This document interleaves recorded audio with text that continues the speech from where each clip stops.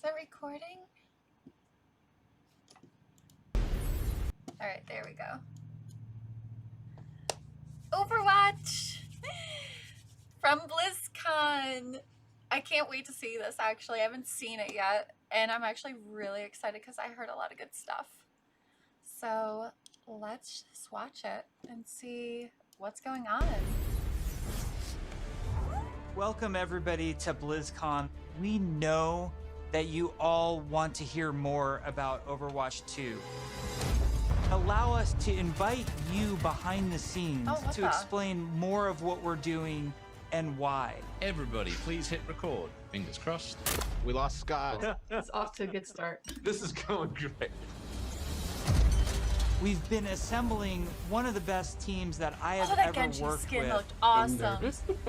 And I'm so proud of the progress that we have made together. We really liked the stylized drop Whoa. down. Imagine that it's coming forward, boom, boom. This starts to spin. The scale and the scope of this game have meant that we've needed to grow substantially. We have to. Sorry. Let me start. Overall, I think we've done incredibly well as a team moving to work from home. Oh, shadow play. There have definitely been challenges, but the team is really putting everything we've got behind this game. So good. To me, it's the next big step in the Overwatch universe. New heroes, game modes, major story beats. With competitive and PvE, I see Overwatch 2 as the Overwatch for all of my friends. You know, we're always inspired by what story and franchise development does with the animated shorts. We really wanted to bring that cinematic experience into the game. You can invest in your heroes and grow them over time. I'm super geeked out about Overwatch 2. I can't wait for people to play this game. It just gets better and better. There are some things that we just can't do without a sequel. When does it come out? So thank you so much for your patience so far, and I hope you enjoy this behind-the-scenes look at Overwatch 2. Ooh. All of our players at home, they want to see one of the new maps that we've never talked about before. Really? I can just talk about anything that I want to. Yes. You're serving this up to the guy that is like unintentionally leaked information in past interview. You can do it officially now. Okay. So one of the maps that I'm most excited for in Overwatch 2 is our Rome map. Oh, that looks so Overwatch good. to feel like this globe-trotting adventure for our players. So we're having a lot of fun coming up with the Overwatch version of Rome. We wanted a very romantic, sort of this powerful feeling of old world architecture. One of the most exciting things for me is the early building of these maps. Is it a where payload we get to map? sit down together with key people from the environment team, level designers, effects groups. Is that a We'll payload spend some map? time talking about moments in the game that we really want to see, like the Colosseum or a grand view of the hills of Rome in the backdrop. And then we'll go back and do a paint over, or we'll do a concept painting of certain things based on that. We try to draw inspiration from as many different sources as possible. For example, one of our environment artists had just taken a trip to Rome, and he returned with thousands of pictures and was so excited to work on a map set in Italy.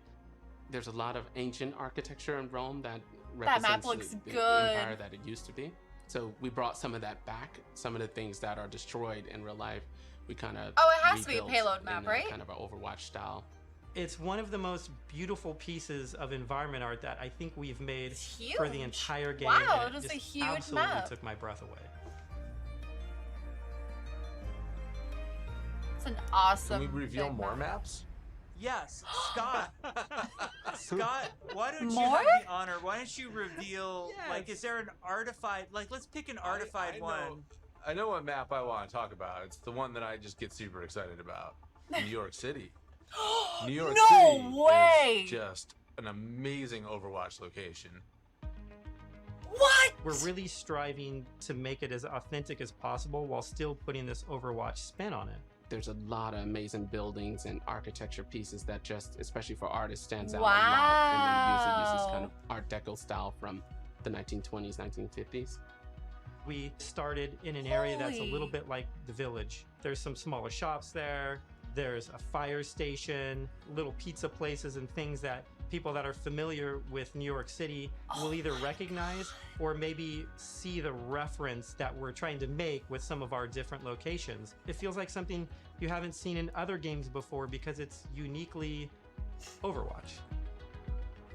That's awesome. Well, we should move on. Otherwise, we just have to reveal more maps. So, Please. we were talking about I would love PvP, that. and you know, one thing that I think is really interesting about PvP in Overwatch 2 is some of the philosophical changes we're making to the approach. PvP feels different and new. We're upgrading our combat feel. The roles are playing differently. When it comes to all new maps, it's a pretty big departure from where we are on live right now. So I can't wait to see where we end up with it by the time we launch this thing. We're also experimenting with the idea we call role passives, fun. which are passive abilities that a hero can have based on what role they are. For example, currently in our internal builds, the tank heroes all have knockback reduction against them, and they also generate less ultimate charge for enemies that are shooting at them. Damage dealing heroes have a movement speed bonus, which is great for flanking around the map. And healing heroes, support heroes have automatic healing that kicks in after they haven't taken damage for a while, very similar to Mercy's passive, but a little bit of a lower rate. One of the good, they more needed shocking changes that we've been exploring in Overwatch 2 PvP is a change to the tank role entirely. That's applied to all of the tanks. We want to try to make them more toe-to-toe brawlers and less characters that just stand back and protect other people.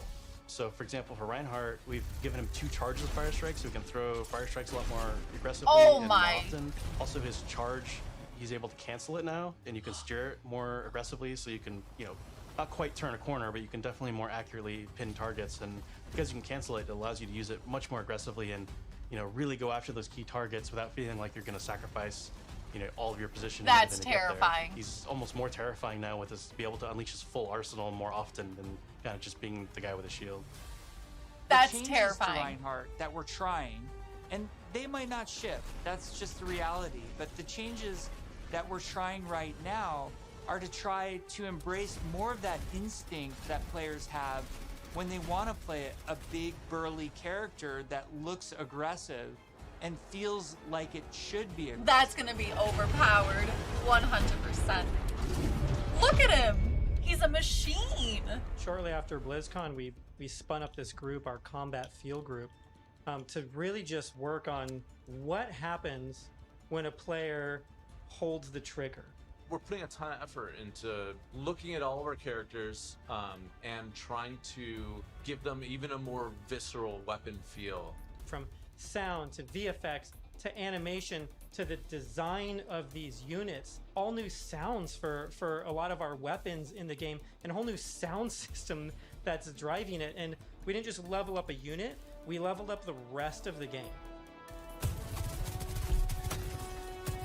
When we first started working on Overwatch, you know, we spent quite a bit of time working on gunfire sounds and just general combat feel to make it feel really awesome. We're revisiting pretty much everything. Nothing's off the table, so we're looking at even kind of small things such as quick melee attacks that every hero has. So they have kind of new audio pass and a new kind of feel and visual effect when you hit things. One of the bigger efforts we're undertaking for Overwatch 2 is what we're calling our Weapon 2.0 Sound Pass. What this is a big overhaul to the weapon systems in the game. That means the way the gun feels in your hands. You could feel the ammo running out as you're getting lower on the clip. We've really tried to amplify those sounds to better encapsulate the gameplay and the gunplay that comes with Overwatch 2. Another key for the weapons was getting them to feel like they're in the environment. This meant working with convolution reverb. It's a new system that we've implemented into Overwatch. It's a way that we can capture the acoustics of an environment and transport it onto the sounds that we're using.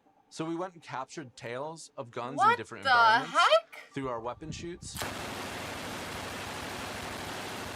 That's awesome. Wow.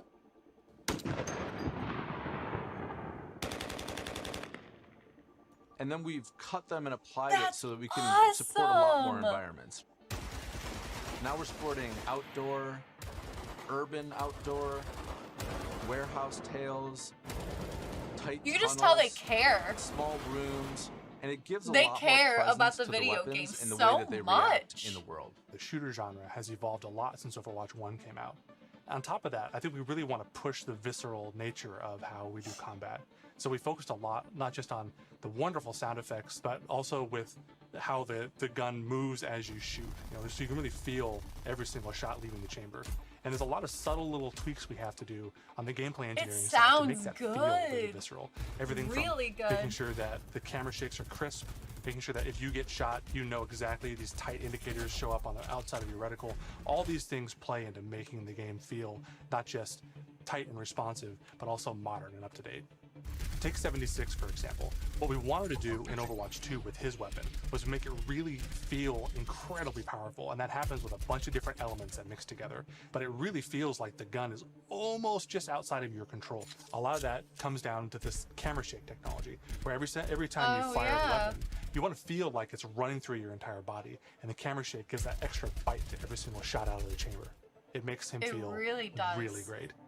You guys got a sneak peek of Sojourn from last BlizzCon. She's been under development for quite a while, and I she's did not actually, see at her this that point, much. become a lot of people's favorites in-house. She's beautiful, When we what look the? back at Overwatch when it was originally created, there was a lot of heroes that were made from a gameplay standpoint kind of surrounding a weapon type. For example, Pharah was based on a rocket launcher. I want to go back to that other Widowmaker character. is She really was like kind of the sniper. We gorgeous. thought there was a weapon that was kind of missing that would be a lot of fun to play with, and that's a railgun.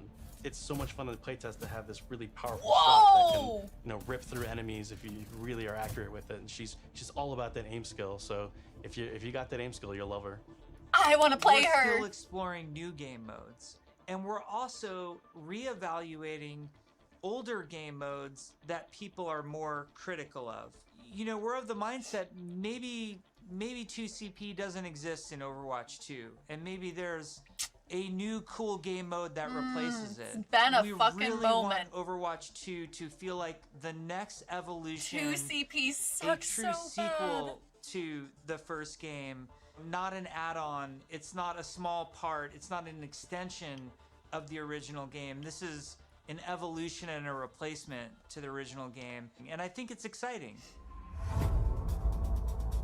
Hero missions. Hero missions are probably one of the things that's the hardest to wrap your head around if you've never played one of them.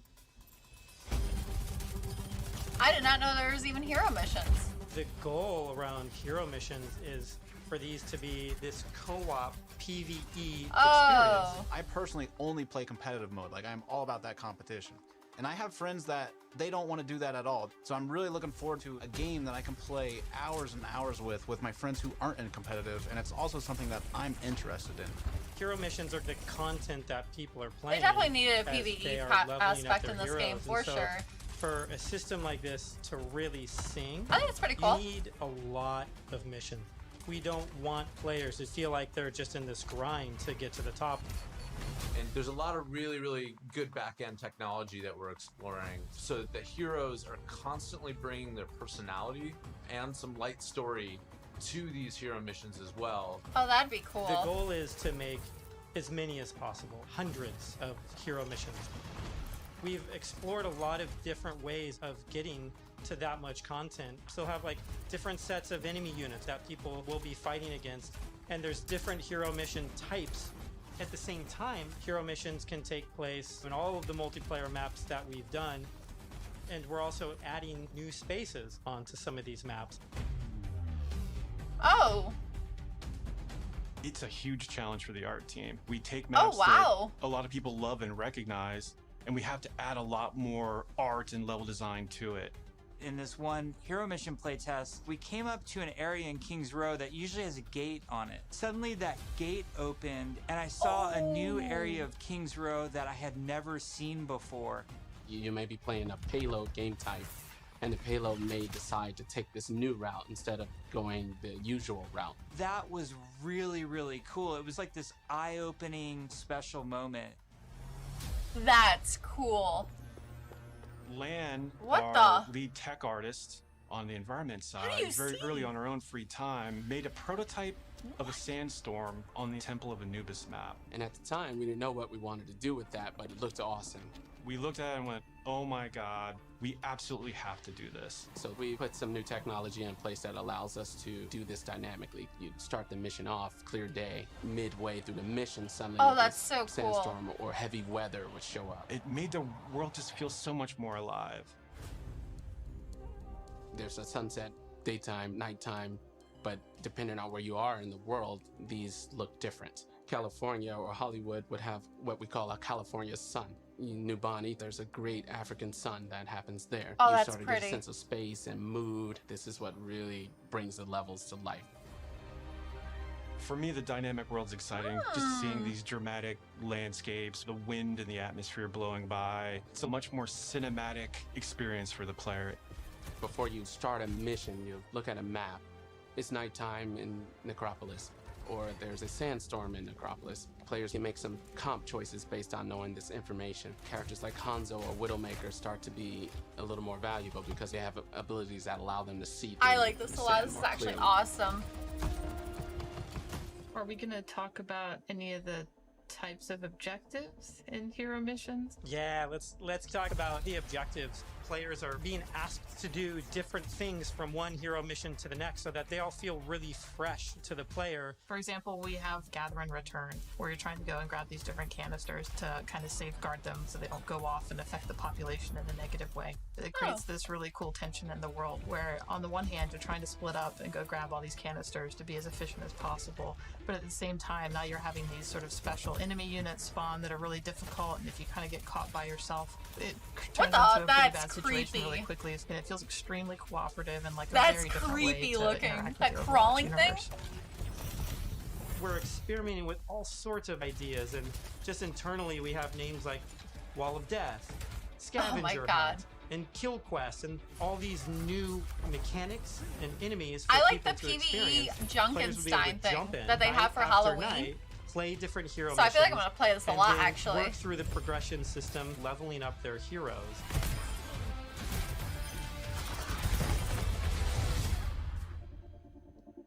Talents? At BlizzCon in 2019, we started to talk about progression, and we showed the very early version of our talent system. Wait! Which I think was really cool. We had that one talent where like became the rolling snowball, which was a big hit. That's We've really insane. blown that system out. I'm real excited about talents. You can play the same hero in so many different ways. Now with the skill tree, you can have fun every night doing In different things PvP? and kind of experimenting. Or is Yeah, that the only talent in... system is like really deep and rich, and Well, there's a lot every of single talents. hero has different trees. You might open up 76's tree, and What as you're the- leveling and picking new talents, you're starting to feel your hero change. Oh yeah, I was gonna say, We've this, had some there's pretty no way hilarious this is a versions PvP. of the healing Competitive? one where his No way. biotic field travels with him. It also repulses enemies. We called it the snowplow build, where 76 is like running through space and pushing enemies away from them. Designing these is super fun because it's like we get to break all the rules that we've sort of established for ourselves, and we get to really take the gloves off What and do crazy the- things like Battle jetpack and Mercy. dual-wield grenade launchers and Advanced. Mercy be able to area effect res their whole team at once at super long range through walls. It's been a ton of fun, kind of like mad scientists making all this Oh, stuff. the Mercy You're all used to using these kind of Masters. kinetic weapons like Soldier 76's rifle or fire attack like what Reinhardt's Flame Strike does. As soon as you start to mutate these things with talents, all of a sudden maybe you're doing freeze damage or electrical damage. But it gives the animators Oh, a bunch that's of crazy cool. opportunities. You know, the animations are going to change to show them freezing and shattering. And if you shock someone with a lightning attack, they can shake in place and stun, maybe chain to other enemies. All sorts of stuff to make you feel like you're controlling the battlefield in novel ways. As a huge RPG nerd myself, the first time I opened up the talent tree systems, it was like, oh my gosh, this is speaking my love That's a language. lot Like, of talents. I just want to plan, and I want to see like where do I want to invest, and how am I going to play Holy this character. cow. Yes, it's so great. And you start at the bottom of the tree. Like, Yes, oh my, exactly. like Tracer gets to do what? Yeah. And then you start working and kind of planning how you're going to get down there. It's like, it's so fun.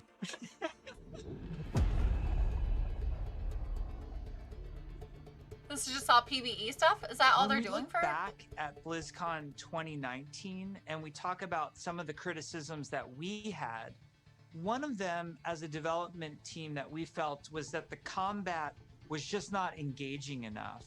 So the fact that our combat wasn't highly engaging to us as players meant that we had a problem with the enemy units and that they just weren't feeling interesting enough. Just because we show something to the public, it doesn't mean that that is what it's going to be. If we make discoveries where things aren't working how we want, they're not reading how we want, they're not fun enough, we're totally down to reinvestigate, reiterate, and just really find ways to level kind of all aspects of things until they feel good. I would say a major focus of all of 2020 was to make the null sector Whoa! enemy units more engaging, and some of this was That girl in the adding back! new units. She looks and like a freaking, evolving like a other wizard. units that we had. Interesting combat for us is varied combat for us. So sometimes we're going to ask you to protect something in Overwatch 2. Sometimes we're just going to ask you to get someplace. Sometimes we might ask you to escort something across a map while it's being attacked. And so it's a different type of spawning, and it's a different type of units that are in there, and it's a simpler objective. There's a lot of units Aaron is talking about. Lots of different units, lots of different types. They serve different purposes. You do different things to them. It's really going to help a lot of us find the fun and make sure that Overwatch 2 is a blast. One of those sets of enemies is what we internally call objective units. And they're typically units that, What is that don't big even one? attack players. The simplest version would be something like the Breacher. It's two legs with this huge bomb on its back. It was built to do What one the- thing. Slowly and methodically march towards its objective, and then it transforms, and the bomb opens up like a flower. It starts spinning and charging up, and you hear this awesome sound, and you know you have a little bit of time before it's going to explode and you have to take it out.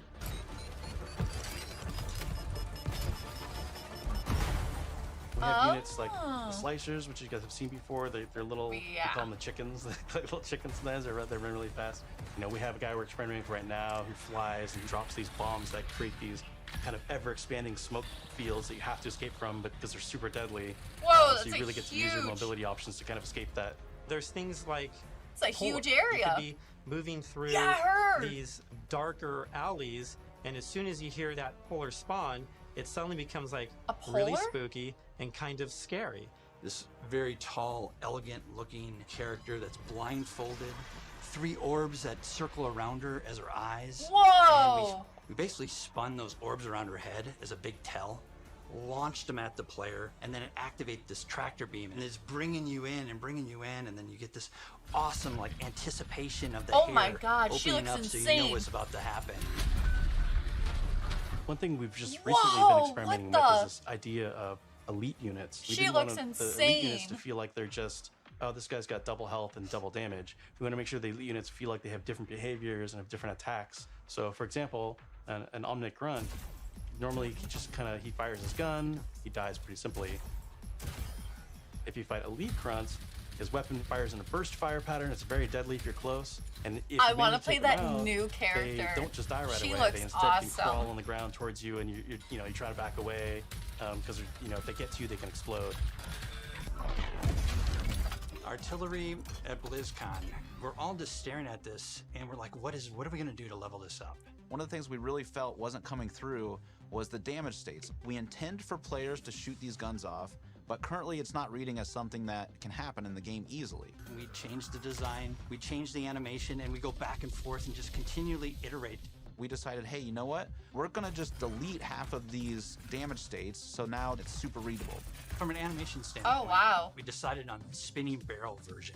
Just did this really nice kickback. The tip of the barrel opens up when it's about to fire and shifts into place and boom!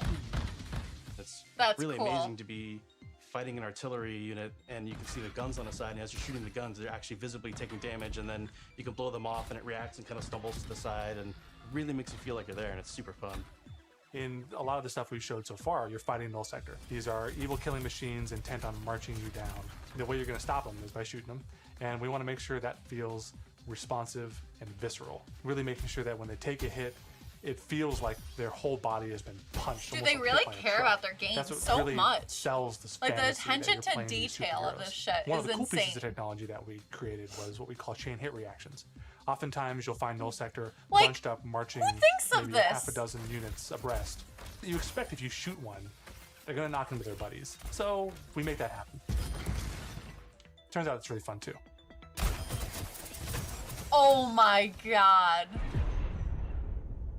New hero looks. One of the things that we showed last year at Blizzcon was the new looks for our heroes. The theory kind of going in was like, you want to preserve the essence of your hero, but also kind of show that that heroes evolved and kind of changed and moved forward. So we have a lot more new looks. So I'm excited to see how players and fans react to all of the ones that we've done so far. Maybe we'll share some of those new looks today, which would be cool. That would be awesome. We're going to reveal McCree's new look for Oh. Overwatch 2 as well as Pharah. And we're really excited to show off some of our first villains with Reaper and Widowmaker. But first, I wanted to talk a little bit about technical wear, kind of like technical clothing. What that really is using very techie fabrics, as well What the as heck? having very intricate but functional straps. The attention designed to in a way that detail. it's very aesthetically pleasing. With McCree, we took a couple different approaches. He's got this classic cowboy look that it's really hard to mess with, because if you try to make him too sophisticated or too techie, it might not feel right for the character. But as a concept Yeah. artist, you always want to change things around and try different shapes and silhouettes. So we did identify as Red Serape as the main thing for McCree. We also tried a couple different things with McCree's cowboy hat. We didn't really want to mess with that too much, because I that's like a it. very iconic part of him. So that's another piece that we kept. We tried some retro cowboy looks that mixed in some tech here and there. I like the some that were a red. little bit more techie than others, some that were a little bit more classic cowboy. We gave him a little bit of a longer beard, and it really gives him a nice kind of like It a looks more aged good. look. What's different about Pharah than some of our other heroes is Pharah's completely covered in armor. We didn't want to change her silhouette too much. It was She more looks about really experimenting on shiny. different colors. So it felt really appropriate for her to be the one to harken back to those original Overwatch colors of white and blue. One of the things that we wanted to update on Pharah was her visor. Instead of being completely opaque and reflective, we tried a little bit more of a transparent approach, yeah. and being able to see through it a little She bit looks super now shiny. allows us to see some more of her emotions. Reaper was actually the ones I was very excited to work on, because I could see a lot of potential Wow. in how we can integrate That back looks his good. cloak and his cowl and his armor, and how we can make all those shapes really sing within that classic, Reaper silhouette. We tried a couple takes with the first pass, like the completely Ooh, the silver all black arms, one looks more really layers to his good. jacket. Reaper's Actually, mask even is the silver obviously arms. pretty sacred to us. But the thing you'll notice immediately Oh, is his that it's now face. completely silver. Instead of the bone white, he's got this like almost like deadly. The silver edgy looks a silver lot that just better. gives him that classic Reaper look. With Yeah. Widowmaker, we started with the IDA stage, exploring a breadth Whoa, of her ideas. hair? We tried things like a more insectoid approach, treasure hunter. Oh, I like One that of them second make her one. feel like a classic Bond villain, so we kind of steered it back towards one of the more Oh, cyberpunk-looking ones, almost like she a looks futuristic good. femme fatale, which is basically what Her Widowmaker is, hair but is she so even pretty. feels more upgraded. So I'm super glad that we went down this route. I like her we played outfit. with different hairstyles too. Widowmaker has the really long ponytail that's really key part of her look. And we really liked the hairstyle on one of the designs that was more of a parade, and it was really interesting look that also preserves Widowmaker's original silhouette with that She long looks ponytail. awesome. We've been working a lot with our domino engine and making our cloth look better. Now that we have this cloth tech, we're going to be able to make some really cool, unique silhouettes that will help them stand out from other Oh, heroes. wow. Dude, We there's put so a much lot of attention time and to effort detail. into our face rig, and what I mean by that is we're gonna be able to get really close the to these heck? characters, and it's gonna feel really cool. It is absolutely worth It just the feels time and the real. effort to invest in the technology, and that way we can make these characters do more things that we haven't really been able to do before. It's been super exciting working on the new looks for Overwatch 2, and it's just been so inspiring to watch the team try Widow things looks that we've never fucking tried before, awesome. and I just can't wait to show off more in the future. Ooh, story. Overwatch 2 is probably the largest opportunity we've had since the inception of the franchise to really expand what Overwatch even means to our players. In 0 Hour, we saw that some of the heroes got back together, but we're also seeing that there seems to be a second huge Omnic uprising. We're going to learn who's behind that uprising, why that's happening, how globally spread is it. The story and franchise development group, they were really the torchbearers of what the big story is that we were going to tell for this game. We have a lot of interaction with them. They're working on in-game cinematic intros and outros for every one of our story missions. It's been really great to see this collaboration grow and develop. The story is just a little more integrated into our missions than it ever really has been before. All the available heroes get dialogue for a given mission. We have NPCs. We have multiple hero choices. We have all sorts of events that are happening that are driving players to interact with each other or parts of the environment or other characters.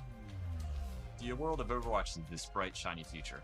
So how do you take that bright, shiny future and create conflict in it? How dark can the world of Overwatch go? The different challenges that these characters are going to have to overcome in Overwatch 2 are things that they haven't ever dealt with before or dealt with on this scale. So what we had to do was literally strip it down to this bare bones of where are these characters in their lives. Overwatch has been disbanded, and now there's a situation where the world's in trouble again, and the world needs the heroes again. The story is what got me hooked, man. Doing what they were supposed to be doing. Them expanding on the story is these awesome. Off-site locations, so we could brainstorm over and over different versions of what the Overwatch 2 story campaign could be. And we basically had these whiteboards that we were carting around everywhere. The room was filled with whiteboards, and we would just write every day story beats with the characters and who was doing what and where. And oh my gosh, we forgot this character. We had these giant sticky notes, and each one of them would be a mission with a bunch of notes on it. You know, somebody say, well, what if we moved Rio to the end? And they'd physically grab it off the wall and stick it on the end. And we did this for a while, you know, until we all felt that it was pretty close to what we wanted. Then we could send it to our writers' rooms. The writers' rooms then had a much clearer direction of where we wanted this process to go. Ultimately, we come up with something that we think is right for the game, and then we pitch it back to the game team, and they point out everything that we missed. And that allows us to actually back up and go and make it right and make it better. Because the scale of this story is so huge, it takes place over the whole world, basically. It just requires a constant iteration, constant refinement to make the story as best as we can make it. Their From story writing, is so we go to storyboards. The storyboards get crafted with the edit. From there, it'll go to a previs department where they'll start to flesh it out in 3D. Once we've kind of figured out our camera work and our cinematography, that'll then go to the animation department. And then we end up going right into the game engine. One of our challenges was to figure out how to integrate this story and this narrative with the gameplay. So if the intro cinematic ends with this huge battle, this huge war, when you get into the game, it has to mesh and feel the exact same way and blend together.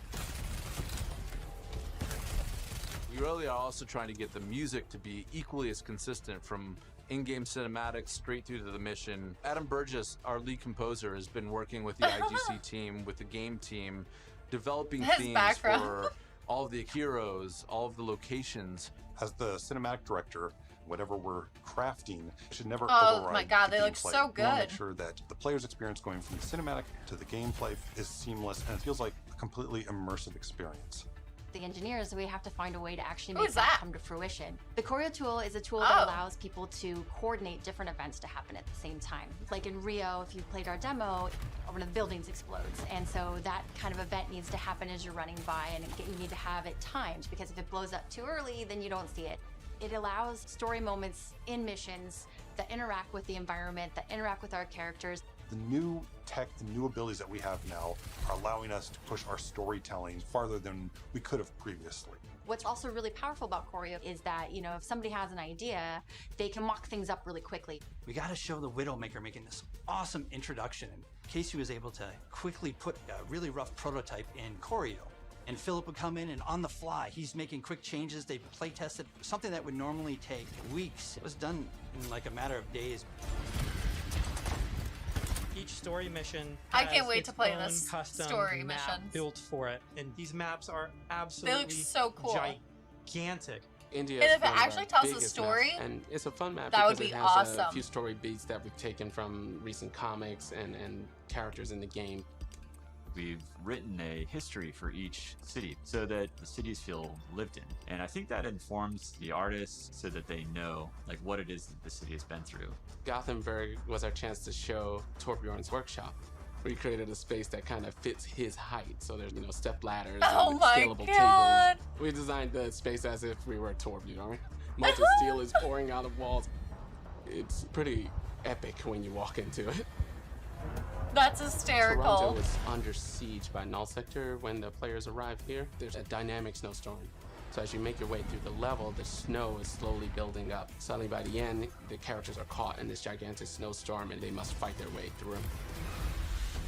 In Overwatch 2, we want to give you choice to be able to play this character or that character. So we're designing a lot of systems around how their relationships develop over the course of the story missions in the campaign. What was her story? I want to know her story. How did she come in? Of many characters, all on screen, all at the same time, and it's fantastic to actually see them all interacting and working together in ways that we've never actually seen. We've always thought about it and hoped for it, but now it's actually happening.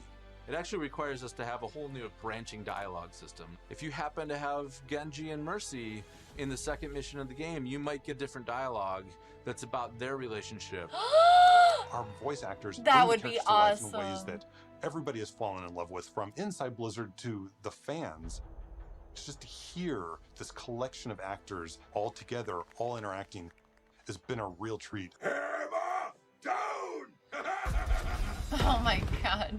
I wish people could see how many people are involved when it comes to something like telling the story of Overwatch. It doesn't just come from a singular person, it comes from a group, and it's a really talented, fun group that all works together.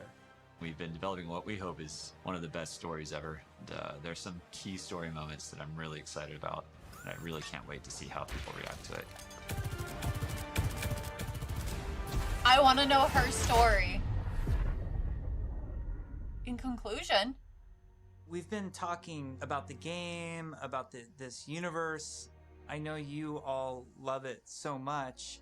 Right now, we can sit down and have a night of Overwatch 2 and have it be a really fun experience. And I think we need some more time till we can say it's perfectly polished in the way that we want it. We've made such incredible strides since we first How announced much this time? and showed it to the community at Blizzcon in 2019. The thing that I'm most excited about is that moment when we hand the game over to the players. We want to create something that really moves people, really touches people. That's why we do it. We create the May game is so because pretty. we want it to become part of your life and for you to experience it. when does it come For out? Overwatch 2, we're upping the bar. It's kind of 5 games in one. It's a huge undertaking. The new tech and the new aesthetics for the new looks bring you closer to the characters that you love, and we're just getting started. The fidelity of the gameplay experience Lucio is much looks richer. awesome. We are making cinematics His hair that push does. the boundary of what we can do to tell stories. We want this dynamic world. We want things to feel alive. I'm really looking forward to being able to expand the world of Overwatch for our players. We're really trying to tell this epic story. In order to make a game great, it takes time, energy, collaboration. We have just an incredibly professional team of designers and artists and engineers. We just love bringing this world to you guys. So many cool characters. It's just a blast working on it. Our goal is for Overwatch 2 to be the worthy successor to the first game, to be the next evolution, and to be a true sequel. We have big plans. So thank you for sticking with us. We're gonna cross the finish line, and I know it's gonna be awesome. I hope people just end up loving playing it over and over. Are they gonna That's release what a we want date? to try and capture. I'm jumping in. I'm playing. Let's go. It's been in like, they've been working on it for a couple years now. Oh my god, that's the end of it. Dude, I want to play it so bad. Oh my god. No freaking way. That actually looks so good. Dude, Reinhardt looks terrifying. Where is that? Reinhardt looks like an actual freaking machine. I don't know where that is. Oh my god, that was insane. Widow looks freaking awesome. She actually looks gorgeous. Oh my god. It's like Bond villain, so we kind of steered it She back actually towards looks so pretty. Her hair. I can't wait to play this. Oh my god. Why is there no release date? It's been so long. It's been like 2 years, hasn't it? About. Oh my god. Well, hopefully they say that they expanded on the story, which is what got me hooked up on in the first place. Like, actually. The story is freaking insane. They could actually make a movie out of it, honestly. I truly believe that. And I want to know who she is. Like, who is that? What was her name? Dude, she's so pretty. I want to know her story. All the characters look so good. Look at Farrah in the background. What skin is that? She looks insane. Oh my god, I can't wait to play. I hope they release it soon. The maps look insane. Dude, this is gonna be so good. Actually. I can't wait. I can't wait. It's got me really hyped up now. It's a good fucking game, dude. Good game. Makes me want to play Overwatch right now. Oh my gosh. I want to see these comments.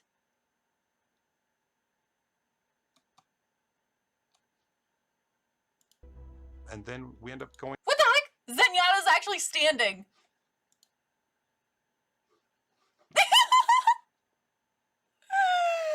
What the? Zenyatta is standing. Huh? And then we end up going right into the game engine. Oh my god. Dude, the comments.